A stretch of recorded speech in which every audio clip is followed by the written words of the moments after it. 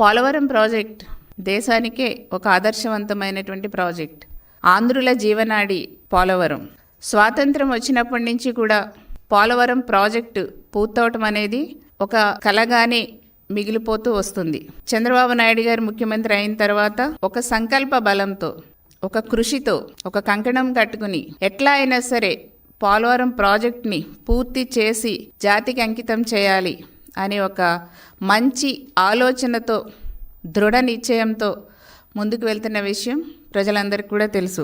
నేడు గౌరవ ముఖ్యమంత్రి వర్యులు చంద్రబాబు నాయుడు గారు ఈ పోలవరం ప్రాజెక్ట్ని వేగవంతంగా పూర్తి చేసి, అంతేకాకుండా కోట్లాది రూపాయల యొక్క వ్యయాన్ని, కోట్లాది రూపాయల వ్యవసాయాన్ని కాపాడేందుకు చాలా కృషి చేస్తున్నారు. అంతేకాకుండా చివరి ఆయకట్టు వరకు కూడా నీరందించాలని ఒక లక్ష్యంతో ఈ రోజున కూటమి ప్రభుత్వం ముందుకెళ్తున్న విషయాన్ని కూడా ప్రజలకు తెలియజేస్తున్నాం. అంతేకాకుండా పోలవరం ప్రాజెక్ట్ మన రాష్ట్రాన్ని కరువు నుండి కాపాడే ఒక సంజీవన్ లాంటిది, ఒక వరప్రదాయని. సో అట్లాంటి పోలవరం ప్రాజెక్ట్ని కట్టడం అనేది ఆషామాషి విషయం కాదండి.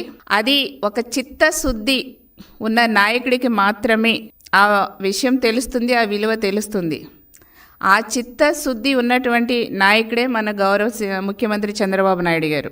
ఈ ప్రాజెక్ట్ని సకాలంలో పూర్తి చేసి రైతులకి అండగా ఉండేందుకు ప్రభుత్వ యంత్రాంగం డే అండ్ నైట్ చాలా పనిచేస్తున్న విషయాన్ని కూడా, బాగా పనిచేస్తున్న విషయాన్ని కూడా నేను ప్రజలకు తెలియజేస్తున్నా.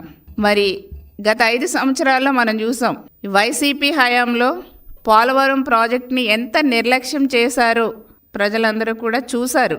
మరి ఈ రోజున 2024లో మళ్ళా కూటమి ప్రభుత్వం వచ్చిన తర్వాత జెట్ స్పీడ్తో పోలవరం పనులన్నీ కూడా ముందుకి వెళ్తున్న విషయాన్ని కూడా నేను ప్రజలందరికీ కూడా తెలియజేస్తున్నానండి. మరి గత 5 ఏళ్ళు 2019 నుంచి 24 వరకు కూడా వైసీపీ గవర్నమెంట్లో పోలవరం ప్రాజెక్ట్ని చాలా నిర్లక్ష్యం చేసిన విషయం ప్రజలందరికీ కూడా తెలుసు. నేడు చంద్రన్న జెట్ స్పీడ్తో పరుగులు పెట్టిస్తున్నారు.